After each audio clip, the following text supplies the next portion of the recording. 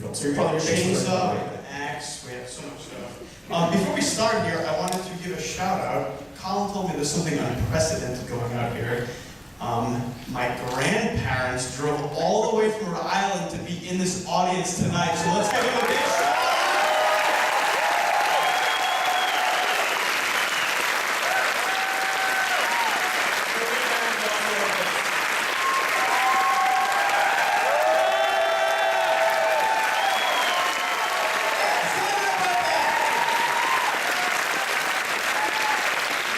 So I've been here every night. I feel like I have a lot to live up to, so I just kind of want to get the show started. But let's give a round of applause for this genre hero right here, Colin Gaines.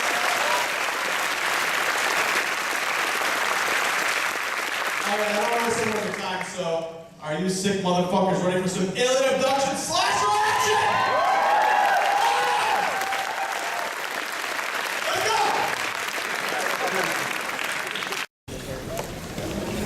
Welcome back to the stage. A new voice of American horror.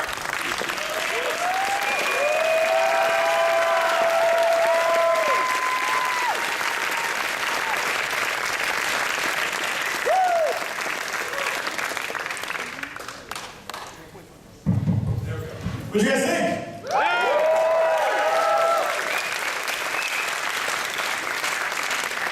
Sweet. Alright, I'm gonna bring up some of my main cast. Okay, so this was really a true way. So you've been living in Los Angeles, working in the film business, making short films, talking about making a feature, and can you talk about how this film came about? Yeah, me and Josh, who's been my collaborative partner since we were like 12, we made a short film that went to Fright Fest in 2011, and we went there, and it was such an awesome experience, and we were just like, fuck, we gotta make a goddamn feature. So we wrote something that could be done on a minimal budget, we could raise money for, and we just wrote it, and packed our car with equipment, and raised the money, and shot it. And here we are. So what kind of stuff were you kind of like going on for inspirations? Whenever I pitch it to somebody, I say it's a mix between Fire in the Sky and the Terminator. Do you guys agree with that?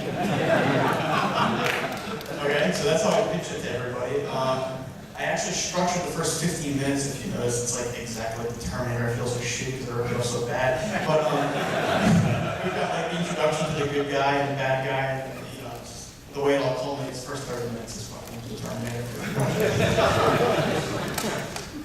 And Graham, what attracted you to this project? I have always been a really big horror fan, and I met Joe working on the awesome Reanimator, the musical. Herbert West. He was our stage manager, and he and I got along immediately. We were trading DVDs back and forth. He introduced me to Inside, which totally blew my mind. It was awesome. So at one point he said, hey, I've written the script, you want to read it? And I read it, it was fucking awesome. And he said, you want to come out to Rhode Island for a month? And I said, fuck, yes. So, yeah, I'm over here. And Vanessa, bit of a shock, I think, for the audience to see that scene. Tentacles, right? Yeah. What can I say? How could I say no to that? You should explain to the audience how I pitched that to you in the casting session. I auditioned, and then at the end of the audition, he was like, so, well, there is a scene where there may be tentacles attached to parts of you where you may have never been seen before. I'm a big, this screen, never, no. And I was like, yes, hell yes. For you, yes. She really so you were also the actor, producer, and also the editor. Can you talk about when you guys first met? Like, talk about your early works. Actually, the first time I met Joe was in freshman year of high school, and the first thing he did is give me a copy of Irreversible. And I was like, okay, cool, this is amazing. I can totally get along with this guy. And then for years it was just like, this is new, you have to see this. This is new, you have to see this. And I remember when Cabin Fever came out, like the first weekend it was out in the States, we were like, cool, we have to go into the woods and make a horror movie like this weekend.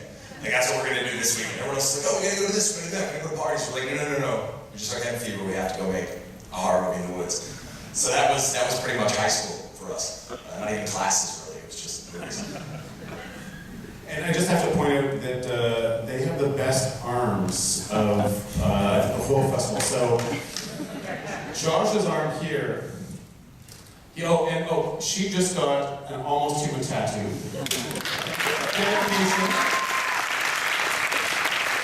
And then Josh's arm here has, perfectly fitting in with we've got American Werewolf in London, Evil Dead 2, Phantasm, Fright Night, the Brundle Fly, Cronenberg's Brundle Fly. They were so excited to see Shivers. So excited. And then you've got Videodrome, Dawn of the Dead, Fulci Zombie, a big titted alien chick, and the Alpha Master Case. So we're going to do everything on the sleeves. Do we have any questions from the audience? Any questions? Yes, in the black hair. So Mark came back. What happened to Rob? What happened to Rob? We're going to find out in about 30 seconds. Okay, so let me explain this. So there's about a 10-second clip at the end that's actually not very good. We shot it in very speedy. The idea was to have a newscast where it said. You're gonna put the sound on. Okay, I warn you, this isn't very good. Which is why I wanted to come up all the time.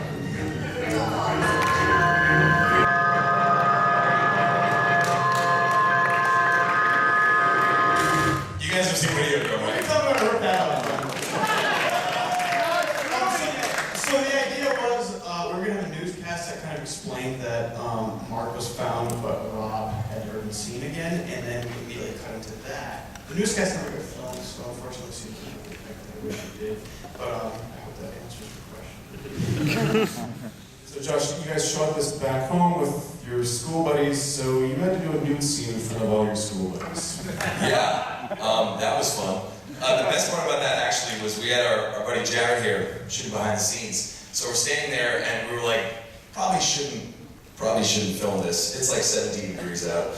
But he was standing there and we actually had footage of him standing there with the The entire camera. time Josh is going, I hope you guys know it's really cold. Very cool.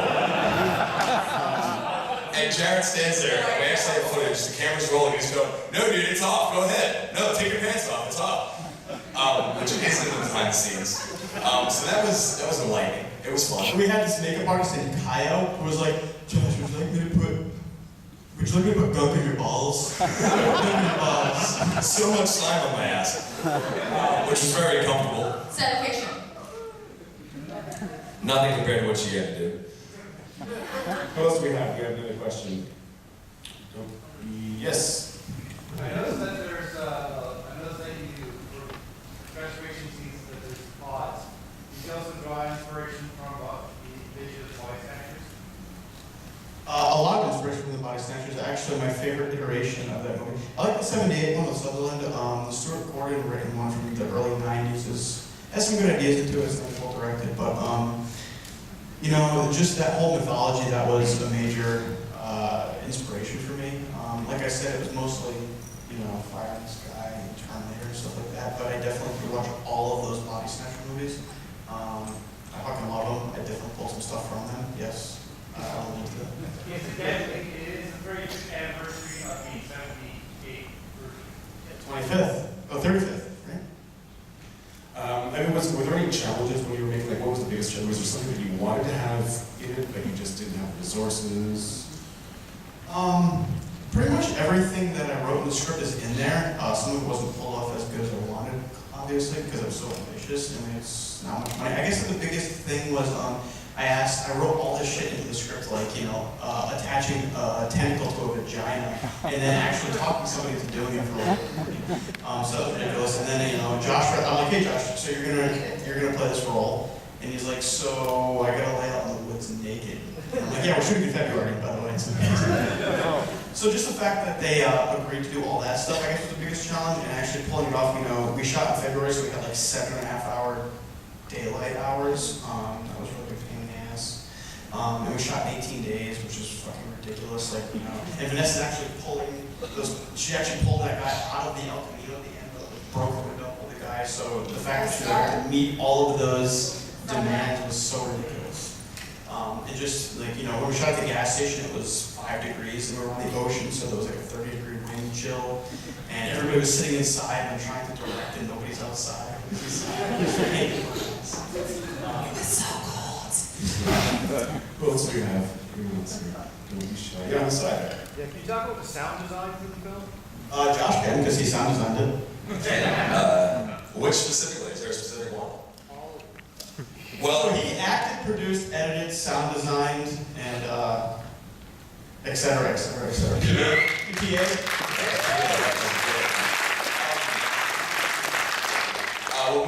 when we decided to sound design the film, we wanted to have a very specific footprint for Mark as far as the sound goes. And so we watched films like Extra and The Thing, and everything that we could find that was like a human being with some sort of an alien inside of them, and really just copied and transmogrified everything that we could find.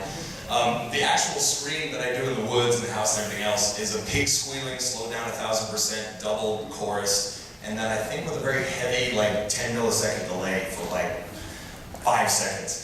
And that was the first one we came across. It took us 3 different passes of that sound to get it. We're like, yep, that's it. We sound designed this entire movie in our apartment complex, so like there's guys on the other side of the wall beating on their fucking wall. And we have this crank of Josh screaming, there's people just beating on the wall like, do you mind? Every scene ends with a boom. It's just like heavy bass on the sound. We use like a lot of inside for the temp score, so it's boom, boom, boom. Yeah, I actually, for the thermostats, I temped the inside sound in there and I brought it to my sound mixer. I'm like, I want the sound as close to this as it can without ripping it off.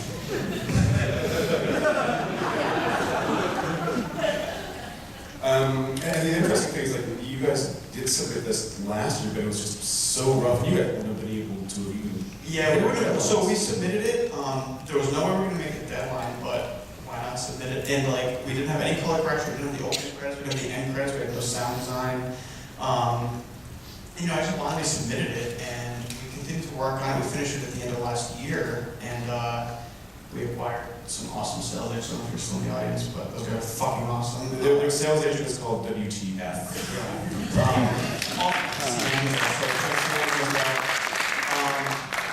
And they were like, you know, Colin gets what I really like this. Well, I submitted a rock from last year, and I submitted this, and you know, it was basically a totally different movie. We had done so much work to it, and just continued to hone it, and the fact that you wanted to play it stuck with me hard on. So. Midnight Madness, come on! The way that I saw it was their poster is done by Dude Designs, who did. He did a Hobo with a Shotgun. He just did the Sacrament. If you guys saw the Sacrament poster, it's so good. Yeah, it's better than a little bit zombie. And so I saw this poster, like, that's an awesome freaking poster. Oh wait, I saw that film last year. And then literally like 3 days later, Peter Trin, your agent from ICM, called up and said, he was like, yeah, have you seen this film? I'm like, funny you should mention it. And so check it out again, and it was awesome. We have a couple more questions. Yes? Well, obviously, from what you've already said, that it was very cold and goopy. I was just wondering what it was like with the whole blood thing all over everything all the time. It hardened really fast. We had to keep on splattering it up. I actually still, I held onto that jacket that I wore, and I swear that thing's like a rock now. Cracking. All my clothing, still, it's actually still moldable. I don't know why, I don't know what blood does, but I feel like it's. My mom actually came to set that last day when Ness was laying in the road, and she's like, what the hell are you doing to that bar? She's fucking crazy. So she was laying there for like 3 hours in nothing but like see-through underwear, and it's like 7 degrees out, and she's covered in blood and just coughing. On asphalt. Yeah. So she's a fucking trooper. Let's give her a round of applause.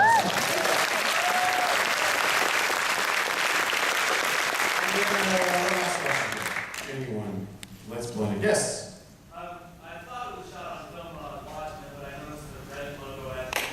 Was that something that you were trying to accomplish for the setting in the 80s? I'm such a fan of 16 millimeter, and unfortunately I couldn't shoot on it. I just don't have the technical prowess nor the cash. So I shot it on the red in 4K, and I had an amazing DI artist who I I told him, I said, I want this to look like it was shot in 16mm film stock from 1988. So we spent 6 hours going through every kind of film stock that Kodak had made in 1988 until I found one that I liked. And then we actually colored the entire movie to that setting. And, you know, we spent a lot of time in the color. I mean, I photographed this movie, but the Writer, director, producer, cinematographer. but the DI artist actually is the one that made it look so good. He's fucking incredible. And I'm glad that you think that that means so much to me. I was watching it up here and I was like, you know, it looks kind of great. And I walked in the back and I was really happy with the way it looked. And I'm glad that you thought that. I appreciate it, man. Thank you.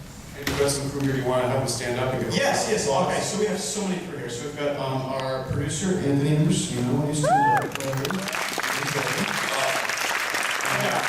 Stand up. Okay. We've got our co-producer, we've got so many cats. We have Michael Cicero, Sue Travers, David Pino, we've got James Lewis, Greg, we've got John Ford, our DFT, our PSN, our AC, our associate producer, another actor, Spencer Canada in the grip. Like, we've got fucking 30 people here. It's so crazy. So let's give them all a round of applause. Come on.